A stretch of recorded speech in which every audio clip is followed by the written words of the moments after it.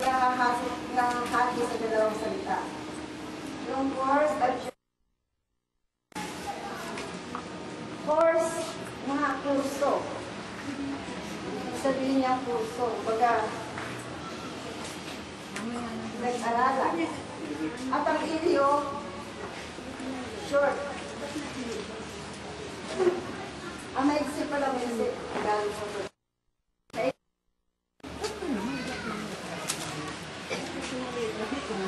Kaya kung pagdudugtungin natin ito, maikling pag-aaral,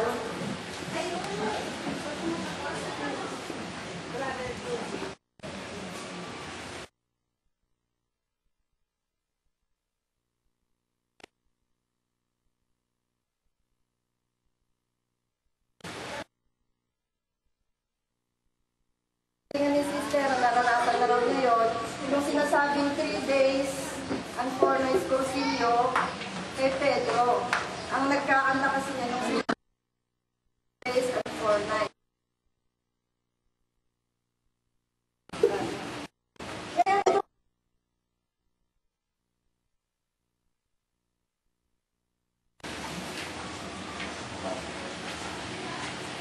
Pinaka.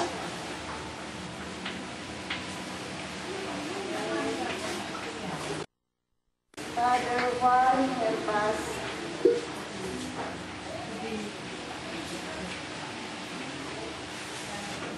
Sa lang ng Mallorca State.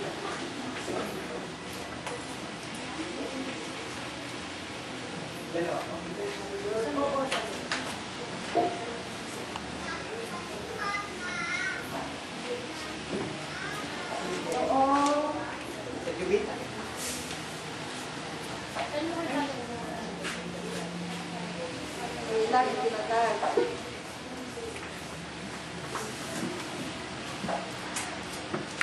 January 7,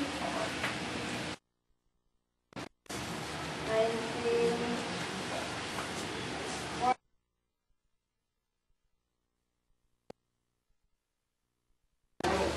sa Katoliko. Kaya ng tao para mag-aral sa pamamagitan ng makadiyos na pag-aaral. Kaya ito, maikling pag-aaral tungkol sa Diyos. Kasi di ba, tayo nag-aaral sa eskwelahan, di ba? Pero hindi natin pinag-aaralan ang Diyos doon, di ba? Pinag-aaralan natin kung paano tayo magkaroon ng kursong literal, di ba? Para makapaghanap tayo ng trabaho. Yun yung sa lupa. Pero ito, ang langit ko para sa Diyos, para sa ating kaluluwan. Ngayon, dumating naman ito, kasi nabumpisa ito sa sa Mallorca State, di ba? Dumating sa Pilipinas noong 1965.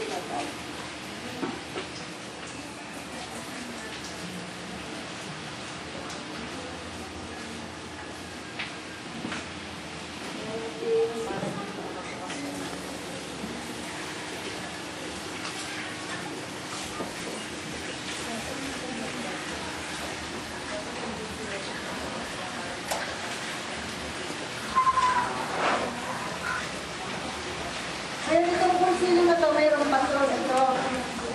Si San Pablo.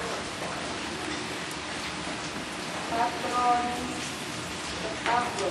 Sino yung nakabunod sa inyo kanina ng Saint Paul? Nagayata, no? Ay, ito ba? Yun, si San Pablo ang nagtatak niya. Ang layunin nito, ang kursilyo,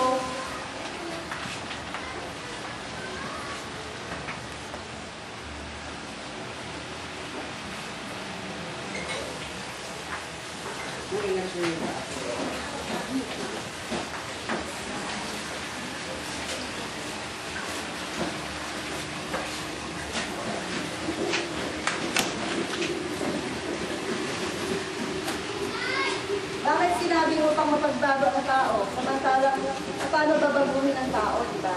E samantala kung titingnan natin, yung ating pagkatao, ito na eh. Di ba? Literal, pag pinagbabago ang tao, binabago yung anyo, pag hindi siya maganda, tawa, pako ang ilong, ikaw nagpapanong street. Diba? Yun ang alam natin na binabago yung katawan ng tao. Pero dito yung sinasabi ng pagbabago ng isang tao kasi tayo may katawan. Diba? Alam niya may katawan tayo. Kung sa meron tayong katawan, ano pa meron tayo? Bukod sa katangian. Kasi meron tayong dalawang uri ng pagkatao. Sino nakakaalam nun? Yung katawan at yun, meron tayong, ano yung halaga, yung isip, yung puro at yung kalooban. Katawan.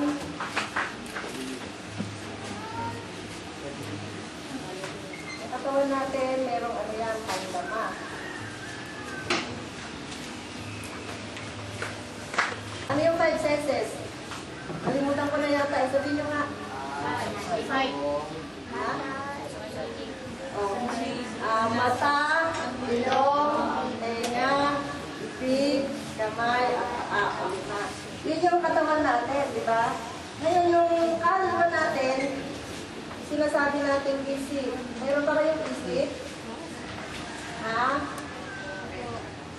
Naniniwala ba kayo na meron tayong isip? Meron tayong puso. At meron tayong kalooban. Yan yung ating kaluluwa.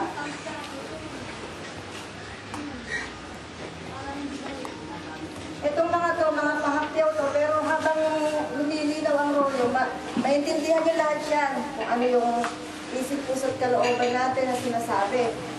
Kasi ito ang magbabago dyan. Pero itong katawan din natin, meron din pagbabago. Bakit? Bawal, nakagawian ng mga katawan natin na lagi tayong nag-outing, lagi tayong ang gusto natin ay wala tayong ginagawa. Ang gusto natin ay masaya, di ba? Ang gusto natin ay lagi tayong pumunta kung saan pero hindi nagpupunta ng simbahan. Ngayon din na natututunan natin lahat yan. Kung tayo hindi nakagawian na magsimba, hindi natin nakagawi ang mga umpisa, hindi natin nakagawi ang magdasal. Ayun, maituturo sa inyo, yun ang pagbabago ng gawain ng inyong katawan. Dahil yun ay pangkaluluwa, di ba? Gagawin natin kasi kinakailangan yung ating isip, yung ating puso, yung ating kalooban. Kasangkapan na yung katawan na magsasagawa. Pero yun para sa ating kaluluwa. Kasi ang ating kaluluwa, yan ang haharap sa Diyos pagdating ng general judgment, di ba? Anong nagawa mo dito sa lupa? So, ikaw na bubuhay mo dito, di ba? Kaya dito, ituturo sa atin kung paano natin gagawin, paano natin pagbabaguhin yung ating katawan at yung ating katawan. Tulad yan, halimbawa, sanay kayong gumising ng tanghali. Kasangkapan yung magdadasal tayo, gigisingin kayo ng maaga. Kaya konting sakripisyo. Di ba? Nagsasakripisyo na yung katawan nyo. Sa inyo, kung kumain kayo, halimbawa, 3 platong kanin. Pagdating dito, anong kinain natin kanina? Lugaw lang. Nagugutom na ba kayo? Nagugutom na ba kayo? Kumakain ka ngayong kaluluwa mo Di ba, titiis yan? Di ba? Dito pag mahal na araw naman maraming nagpipinigensya, maraming nagsasakripisyo, hindi kumakain, ginagawa yung lahat ng mga magagawa nila para may makapag-alay na sakripisyo sa Diyos. Di ba? Kaya ngayon, kung medyo nagugutom man kayo, istiisin nyo na rin. Yan yung pagbabago ng gagawin ng iyong katawan, di ba? Yung matuto kayo na, nagugutom na ako pero okay lang. Di ba, iaalay ko naman ito sa Diyos. Yung halimbawa, araw-araw kayo naliligo. Tapos dahil meron tayong dito, mechanics dito, hindi kayo nakapaligo. Di ba? Pwede nyo ialay yung bilang sacrifice. Kaya muna, kahit naman siguro mabaho ako, at least nakapag-tiis ako na hindi ako naligo. Diba? Yun yun. Kaya sabi, upang mapagbago ang tao, katawan at kaluluwa. At yung, bawa, maraming kasi may mga araw, sino nag-outing pagka